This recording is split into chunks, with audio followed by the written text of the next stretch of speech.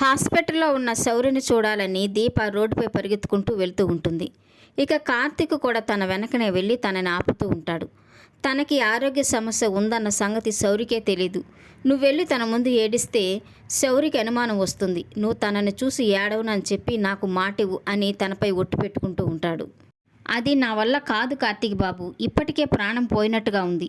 నిల్చున్న చోటనే సమాధి చేయకండి అని తనంటూ ఉంటే, లేదు దీప, నువ్వు శౌర్యని చూసి ఏడవనంటేనే నేను హాస్పిటల్కి తీసుకెళ్తాను అని చెప్పడంతో ఇక దీప అలాగే ఏడవనని చెప్పి కార్తీక్కి మాటిస్తూ ఉంటుంది. శౌర్య పూర్తిగా కోలుకునే వరకు తనకి ఏం జరిగిందో తనకి తెలియకూడదు అని దీపకు చెప్తూ ఉంటాడు. ఇక దీప సరే అనడంతో ఇద్దరు కలిసి ఆటోలో హాస్పిటల్కి వెళ్తారు. ఇక హాస్పిటల్లోకి వెళ్ళగానే దీప ఏడుస్తూ శౌర్య గదిలోకి పరిగెత్తుకుంటూ వెళ్ళబోతూ ఉంటుంది. ఇక కార్తీక్ అయితే తనని ఆపుతూ ఉంటాడు. నువ్వు నాకు ఏడవనని మాటిచ్చావు దీప, ఏడుస్తూ వస్తే శౌర్య కంగారు పడుతుంది. తనకి ఏం జరిగిందో తనకే తెలీదు. నేను మొదట వెళ్తాను, నువ్వు తర్వాత నవ్వుతూ లోపలికి రావాలి అని చెప్తాడు. ఇక దీప అలాగే అనడంతో ఇక కార్తీక్ అయితే శౌర్య గదిలోకి వెళ్తాడు. తనైతే వాళ్ళ అమ్మా నాన్న ఫోటో పట్టుకొని చూస్తూ ఉంటుంది. ఇక కార్తీక్ తనతో నీకు ఒక సర్ప్రైజ్ తెచ్చాను అని చెప్పి దీపని లోపలికి రమ్మని చెప్తాడు. దీపను చూడగానే శౌర్య చాలా సంతోషపడిపోతూ ఉంటుంది. ఇక దీప పరిగెత్తుకుంటూ వెళ్ళి శౌర్యని హగ్ చేసుకొని ఏడుస్తూ ఉంటుంది. ఇక తను ఏడుస్తున్నట్టుగా శౌర్య చూడకుండా జాగ్రత్త పడుతూ ఉంటుంది. ఇక ఇదంతా చూస్తూ ఉన్న కార్తీక్ చాలా బాధపడుతూ ఉంటాడు. ఇక శౌర్య అయితే సారీ అమ్మ, నాకు కొన్ని పరీక్షలు చేయాలంట, నేను వారం రోజులు హాస్పిటల్లో ఉండాలంట, ఆ వారం రోజులు నిన్ను నేను చూడకుండా ఉండలేనని ఈ ఫోటో తీసుకొచ్చానని కార్తీక్ దీప శౌర్య ఉన్న ఫోటో చూపిస్తూ ఉంటుంది.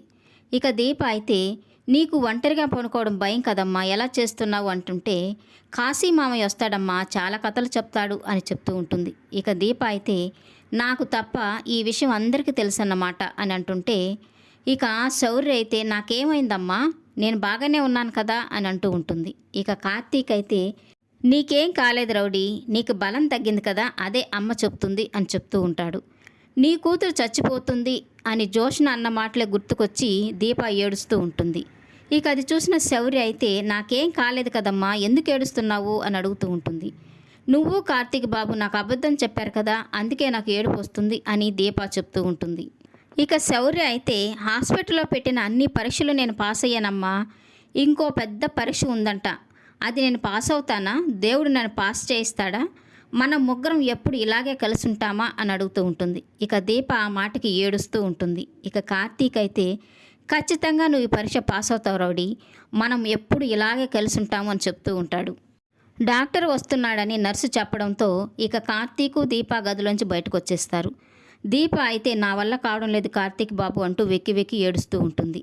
ఇక కార్తీక్ అయితే మాట ఇచ్చింది నిలుపుకోవడానికే దీప శౌరికి ఏం కాదు అని చెప్తూ ఉంటే ఆ మాట శౌరికి చెప్పండి నమ్ముతుంది.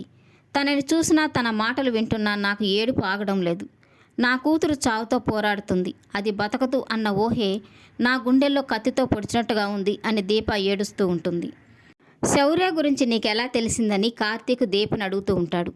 జోష్న వచ్చి చెప్తేనే నాకు ఈ నిజం తెలిసింది, లేకపోతే ఇప్పటికీ ఈ నిజం తెలిసేదే కాదు, తను మంచి పనే చేసింది, దీన్ని మనసులో పెట్టుకొని తనని ఏమీ అనద్దు అని దీప చెప్తూ ఉంటుంది. నీ మీద ప్రేమతోనే నిజం దాచాను, కోపంతో కాదు దీప. ఇప్పుడు నేను శౌర్య వద్ద నిజం దాచాను అంటే నేను శౌర్యని మోసం చేసినట్ట కాదు కదా అని కార్తీక్ దీపని ఓదారుస్తూ ఉంటాడు. ఇక దీప అయితే అలాగే ఏడుస్తూనే ఉంటుంది. ఈ వీడియో నచ్చినట్లయితే లైక్ చేయండి, సబ్స్క్రైబ్ చేయండి. Thank you for watching.